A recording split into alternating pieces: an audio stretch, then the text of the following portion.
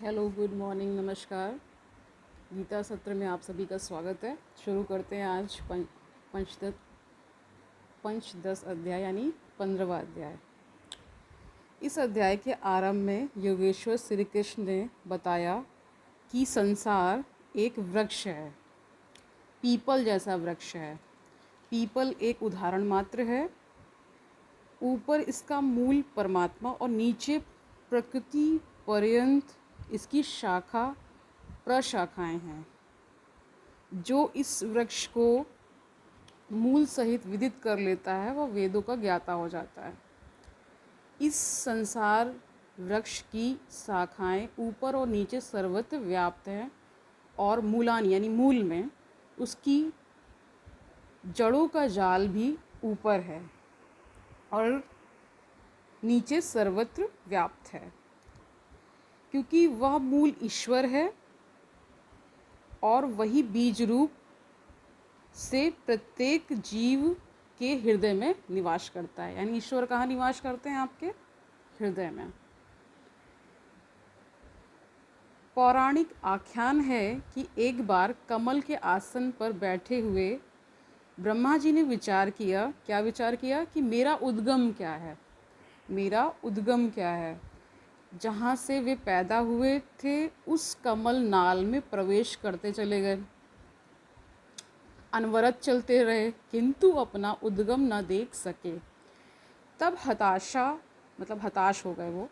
तब हताश होकर वे उसी कमल के आसन पर बैठ गए, चित्त का निरोध करने में लग गए और ध्यान के द्वारा उन्होंने अपना मूल उद्गम पा लिया, परम तत्व का साक्षात्कार किया, स्तुति की।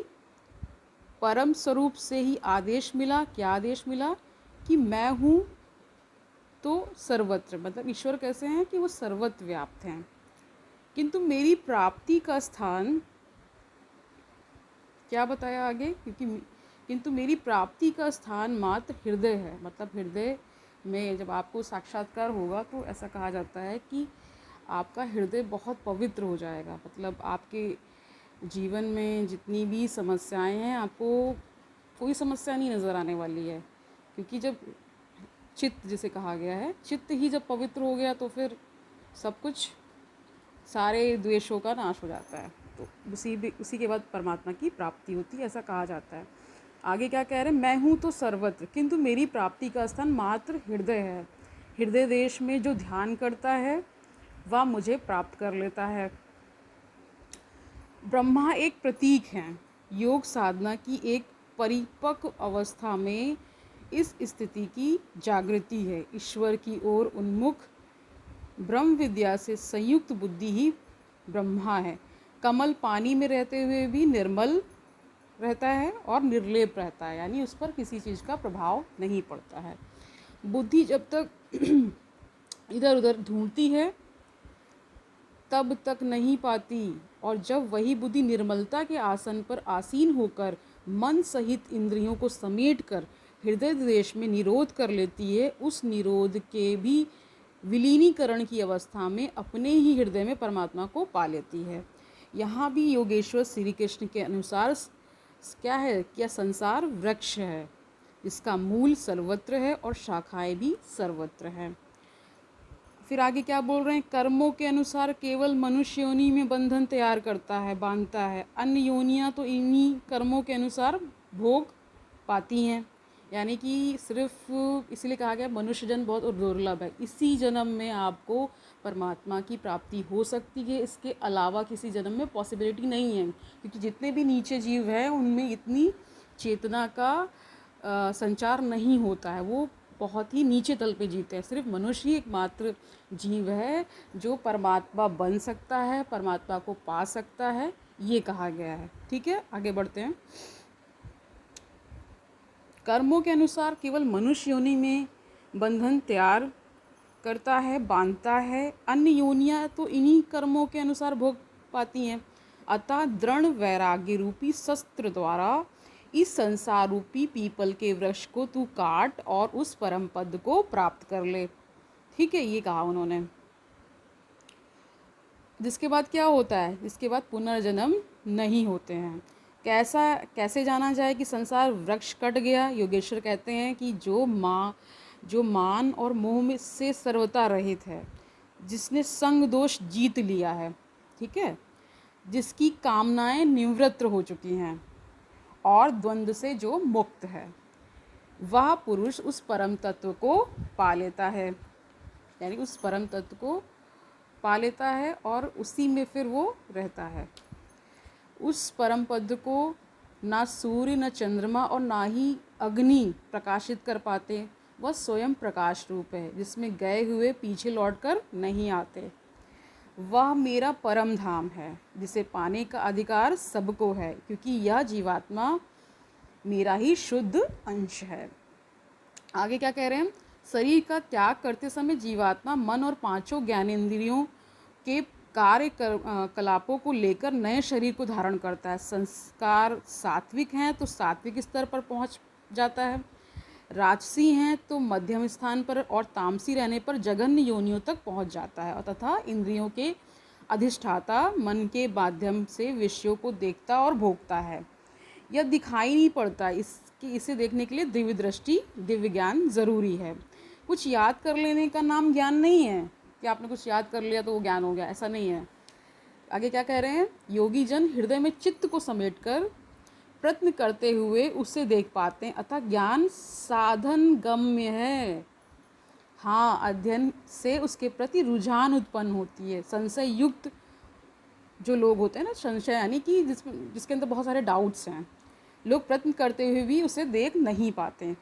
यहाँ प्राप्ति वाले स्थान का चित्रण किया गया है, अतः इस अवस्था की विभूतियों का प्रवाह स्वाभाविक है। उन पर प्रकाश डालते हुए योगेश्वर श्री कृष्ण कहते हैं कि सूर्य और चंद्रमा को मैं ही प्रकाशित करता हूँ, उनका प्रकाश जो है वो मैं ही हूँ।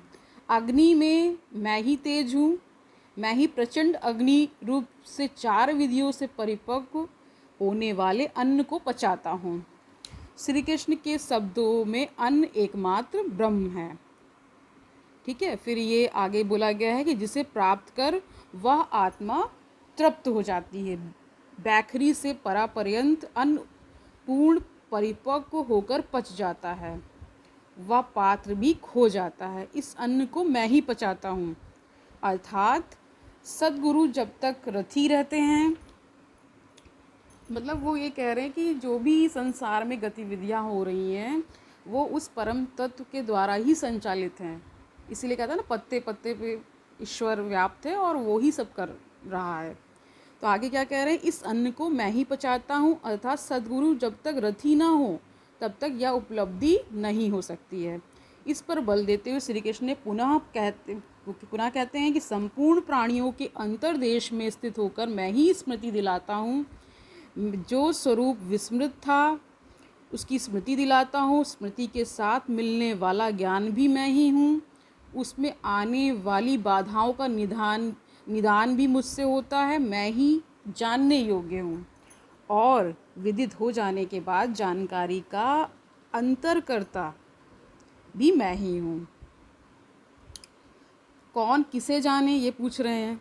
मैं वेदविद हूँ। अध्याय के प्रारंभ में कहा, जो संसार वृक्ष को मूल सहित जानता है वह वेदविद है, किंतु उसको काटने वाला ही जानता है। यहाँ कहते हैं मैं भी वेदविद हूँ। उन वेदविदों में अपनी भी गणना करते हैं। अतः श्री कृष्ण भी यहाँ वेदविद पुरुषोत्तम यानी पुरुषों में उत्तम हैं, जिसे पाने का अधिकार मानव मात्र को है। अंत में उन्होंने बताया कि लोक में 2 प्रकार के पुरुष हैं। कौन वो पुरुष हैं? भूतादिगो कि संपूर्ण शरीर क्षर हैं। मन की कूटस्थ अवस्था में यही पुरुष अक्षर हैं, किंतु द्वंद्वात्मक और इसके भी परे जो परमात्मा, परमेश्वर, अव्यक्त और अविनाशी कहा जाता है, वह वस्तुतः अन्य ही है। यह क्षर और अक्षर से परे वाली अवस्था है, यही परम स्थिति है। इससे संगत करते हुए कहते हैं कि मैं भी क्षर अक्षर से परे वही हूँ। इसीलिए लोग मुझे पुरुषोत्तम कहते हैं। इस प्रकार उत्तम पुरुष को जो जानते हैं वे ज्ञानी भक्तजन सदैव सब ओर से मुझे ही भजते हैं। उनकी जानकारी में अंतर नहीं है। अर्जुन, यह अत्यंत गोपनीय रहस्य मैंने तेरे प्रति कहा। प्राप्ति वाले महापुरुष सबके सामने नहीं कहते, किंतु अधिकारी से दुराव भी नहीं रखते। अगर दुराव करेंगे तो वो पाएगा कैसे?